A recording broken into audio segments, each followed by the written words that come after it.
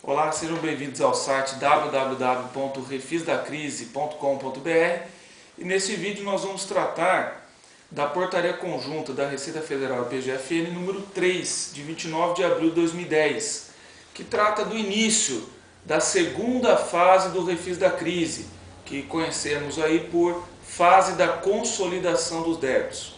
Esse prazo reaberto, ou melhor, que foi aberto pela Portaria número 3, vai de 1º de junho a 30 de junho de 2010. A pergunta que a gente gostaria de responder nesse vídeo é: o que o contribuinte que optou pelo refis e teve essa sua adesão deferida vai fazer nesse período de ou deve fazer nesse período de 1º a 30 de junho de 2010? A resposta é muito simples. Inclusive, eu tenho certeza que isso vai acalmar muita gente que está nos assistindo agora. Nesse prazo de 1º a 30 de junho, o contribuinte que teve a sua adesão deferida pelo refis apenas informará a Receita se vai incluir todos ou apenas parte dos débitos no refis da crise.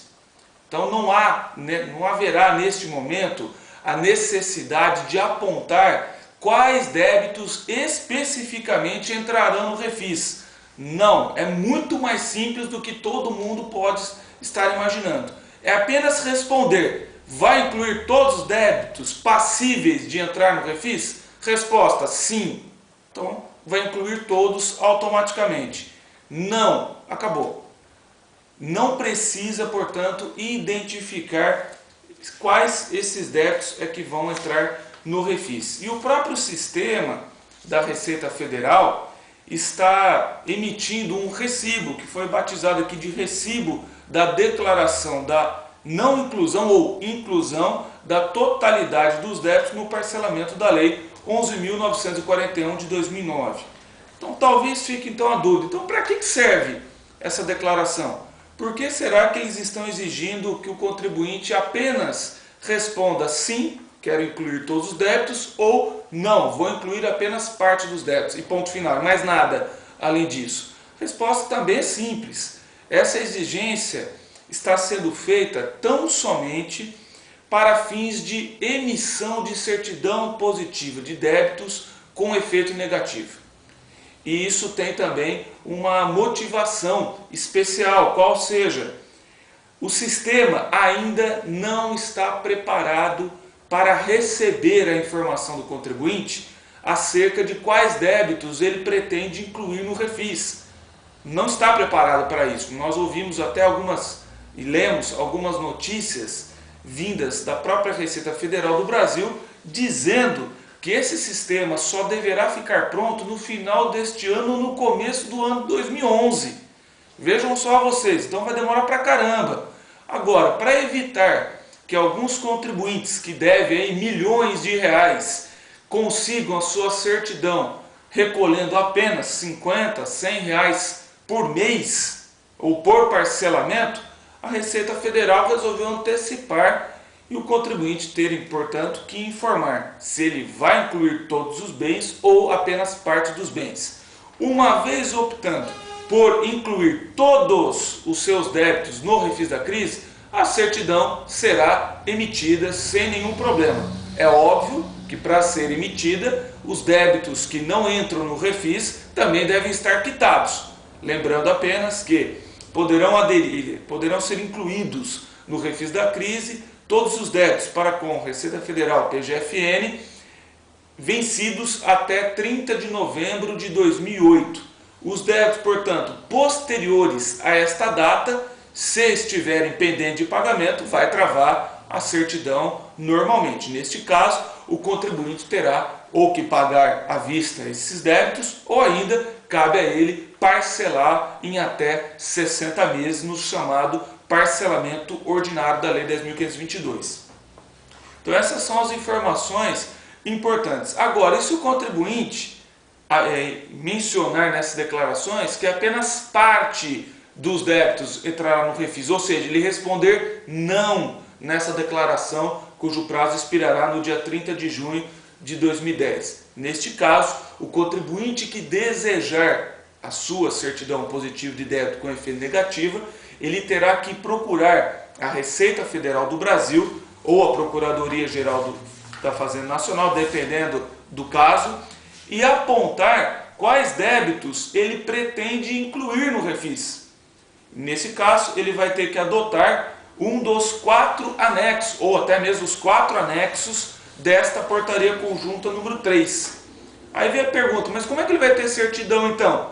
Se ele vai incluir apenas parte dos débitos? Ora, a parte dos débitos que ele não for incluir no refis, às vezes está com exigibilidade suspensa, em razão de um recurso administrativo, de uma impugnação administrativa, uma tutela antecipada, de um depósito judicial. Então, nesses casos, o contribuinte, mesmo que tenha optado por incluir apenas parte dos seus débitos no refis da crise, ele poderá obter a sua certidão positiva com efeito negativo. Tendo em vista essas informações, eu acredito que deve ser feito, o contribuinte ainda tem tempo, bastante tempo, para se preparar para o refis da crise, para ver, estudar, diagnosticar quais débitos devem ou não devem ser incluídos nesse parcelamento especial da Lei 11.941.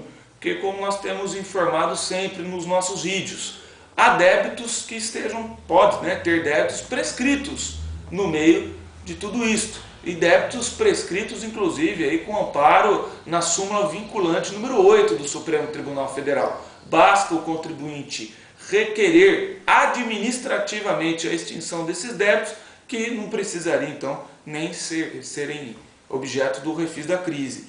Também um outro ponto bastante importante para os contribuintes analisarem, buscarem aí profissionais da área, advogados, contadores, consultores tributários, é a questão da retroatividade benéfica de multa incidente sobre contribuições previdenciárias. Isso mesmo, a Lei 11.941 padronizou a multa moratória em 20%. Acontece que na redação original da Lei 8.212 de 91, que é a Lei de Custeio da Previdência Social, essas multas de contribuições previdenciárias variavam. Elas podiam chegar até 80% quando o contribuinte, por exemplo, deixou o débito ser inscrito em dívida ativa, fez 1, 2 ou até mesmo 3 parcelamentos. A multa ia aumentando. De acordo, o débito foi inscrito na dívida ativa, aumentava mais um pouco. O débito foi objeto de um parcelamento rompido, aumentava a multa. Então, com o advento da Lei 11.941, acabaram esses critérios. Sempre a multa moratória ficará em 20%. Então, nós temos casos aí de contribuintes que podem aí obter uma redução significativa nessas multas sobre contribuições previdenciárias. E também, para quem tem débitos mais antigos, ali por volta de 95 a 93 a 96 mais ou menos, a multa moratória da Receita Federal era de 30%. Aí veio uma lei, salvo engano, em 96 e reduziu essa multa de 30% para 20%. Também devendo ser aplicado o artigo 106 do Código Tributário Nacional, que impõe a retroatividade benéfica desta lei nova, essa lei que reduziu a multa. Esse entendimento, vale dizer, tem amparo na jurisprudência do Superior Tribunal de Justiça e conta, inclusive, com parecer normativo da Procuradoria-Geral da Fazenda Nacional, emitido no final de 2009. Então é algo também passível de ser resolvido administrativamente. Então essas seriam as novas informações que reputamos aí importantes para você que aderiu ao refis da crise